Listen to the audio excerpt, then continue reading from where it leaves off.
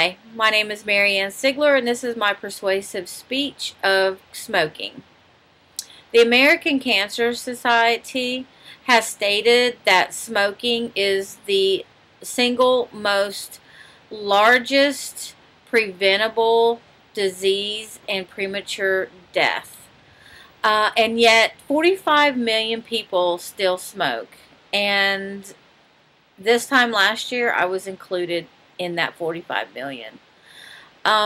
Smoking has a lot of chemicals, deadly chemicals that will and do kill you. Today I'm going to go over some of those chemicals, and I want to also discuss the cost of smoking. It not only affects the smoker, but it also affects society as a whole. And I also want to discuss the different options if you want to quit smoking. There are over 1,400 chemicals in cigarettes. I found a few of them that I thought would be interesting. They actually put formaldehyde in cigarettes, and that's used to embalm dead people. They also include benzene, which it's found in gasoline. Some of the toxic metals that they found is chromium, and it's used to make steel, and arsenic, it's used in pesticides.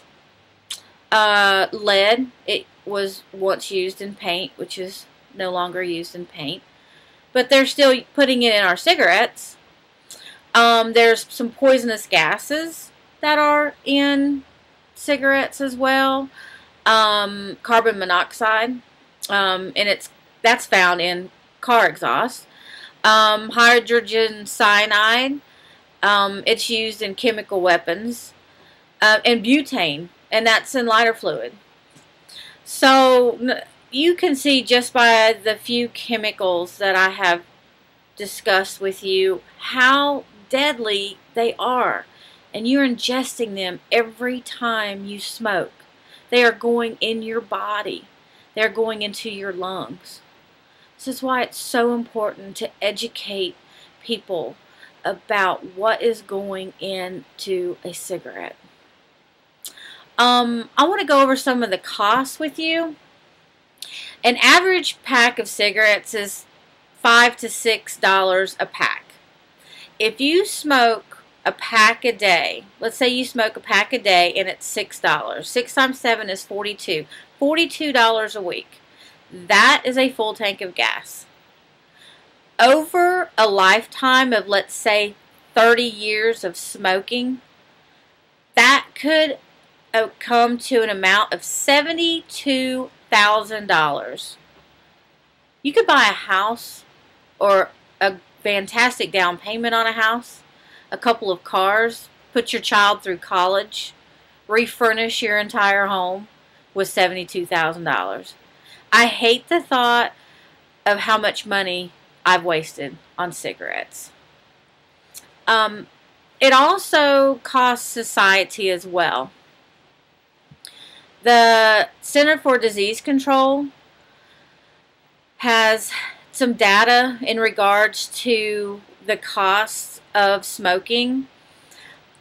You would not believe, but $96 billion go into direct medical costs for smokers. I want to go back and discuss a little bit of how much money actually comes out of your pocket. Not only are you paying for your habit, but if you smoke in your car or your home, the value of that decreases. If you want to sell those, you would actually have to deodorize your car, which is could be up to $1,000. You would have to paint your home. If you had any carpet, you'd have to pull it up. You can't sell your furniture because nobody wants to buy furniture that smells like nicotine. Your health insurance policies. If you're a smoker, the premiums go up. Your life insurance policy. If you're a smoker, your premiums go up. So smoking is not a cheap habit. It is a very expensive habit. Costs thousands and thousands of dollars to the consumer and billions of dollars to society. Now, the good news is you can quit. There are several ways that you can quit. There are prescription drugs now. There are over-the-counter patches and gum. There's what they call an electronic cigarette out now. And the most important is a support group. You've got to have a support group. Some antidepressant drugs are prescribed for smokers, like Wellbutrin. What this does, this helps with the withdrawals. When you quit smoking, the withdrawals are horrible. You crave it, you want it, your body needs it. Your brain is telling itself, I need a cigarette. You get cranky, you can get mad, grouchy, and this way, these kind of antidepressant drugs will actually help decrease those feelings of withdrawal. They've also came out with some new prescription drugs. Chantix was the one that I took. It's Chantix and Norclonidine. And these were actually made to tell your brain that you don't need that cigarette. And it works. I took it for almost a month. Yes, I still kind of craved it a little bit, but it was more out of habit.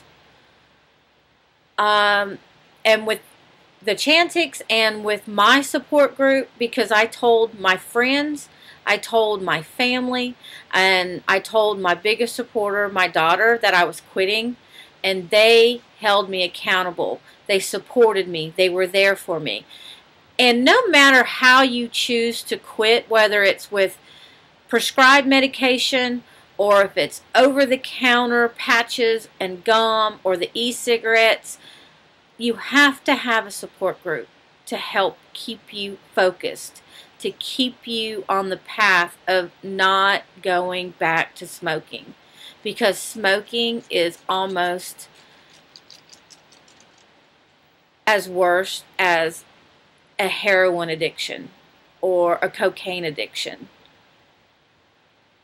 Now that I've discussed some facts about smoking and the cost to you and society, and that there is hope, I really hope that you will stop and think about how selfish you're being around the people that love you, because smoking doesn't only affect you, it affects everyone around you. Thank you.